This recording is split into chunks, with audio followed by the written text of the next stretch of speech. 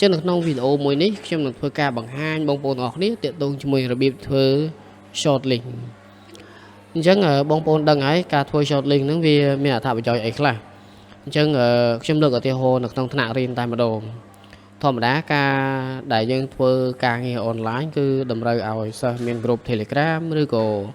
គាត់មាន smartphone ប៉ុន្តែបើសិនជាកូនសិស្សគាត់អត់មាន group Telegram គាត់អត់មានទូរស័ព្ទប្រើគាត់មាន smartphone ប្រើថាតើយើងជាគ្រូយើងគួរតែមានទូនាទីក្នុងការដោះស្រាយជូនពួកគាត់បានដោយរបៀបណាអញ្ចឹងដើម្បីអាចឲ្យពួកគាត់ចូលរួមទៅលើការដាក់ quiz លក្ខណៈអនឡាញបានទាល់តែបងប្អូនទាំងអស់គ្នាលោកគ្រូអ្នកគ្រូទាំងអស់គ្នាហ្នឹងគឺធ្វើជាលក្ខណៈ short link short link ហ្នឹងគឺ link ដ៏ខ្លីដែលគាត់អាចវាយចូលទៅក្នុង browser បានអញ្ចឹងនៅកន្លែងនេះខ្ញុំធ្វើការឧទាហរណ៍មួយនៅពេលដែលខ្ញុំប្រើ Google Form បើសិនជាខ្ញុំធ្វើការ send link ទៅកាន់សិស្សឧទាហរណ៍ថាឥឡូវនេះខ្ញុំ send link នេះទៅកាន់សិស្សនេះខ្ញុំ open មួយសិនហើយឧទាហរណ៍ថាខ្ញុំចង់ send link នេះទៅកាន់សិស្ស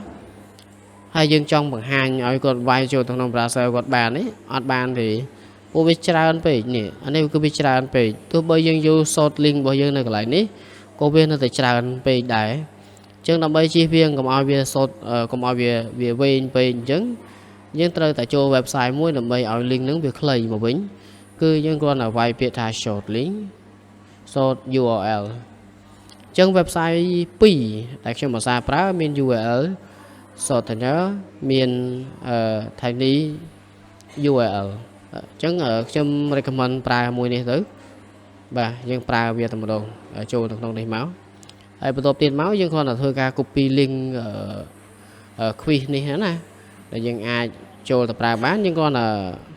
pass ចូលតែម្ដងមកហើយបន្ទាប់ទៀតមកយើងរងចាំឲ្យវា verify ចប់សិនអូខេចឹងនៅកន្លែងនេះ verify ចប់ហើយយើងចាប់ដើម short ចូលតែម្ដង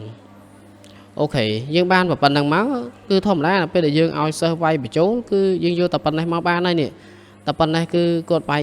នៅក្នុង browser របស់យើងបានហើយយើងអាចយកវាជា QR code ក៏បានតែធម្មតាដូចយើងនិយាយខាងដើមមិញអញ្ចឹងបើសិនជាសិស្សដែលគាត់អត់មាន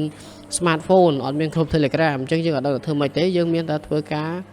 ជាមួយនឹង short link នេះនឹងឯងយើង copy អាហ្នឹងតែប៉ុណ្្នឹងមកហើយយើងដាក់សូនៅលើកម្មវិធី Word របស់យើងធម្មតាមកបាទយើងសូនៅលើកម្មវិធី Word របស់យើងតែប៉ុណ្្នឹងមកអូខេបាទហើយបាទ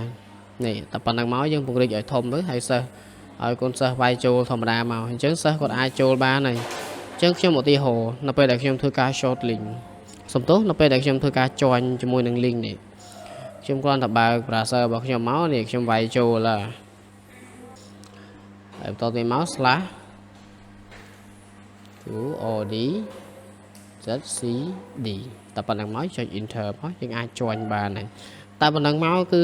យើងមិនចាំបាច់តែមាន email មានស្អីអីណាណីទេគឺកូនសិស្សអាចចូលទៅធ្វើ quiz របស់យើងបានហើយ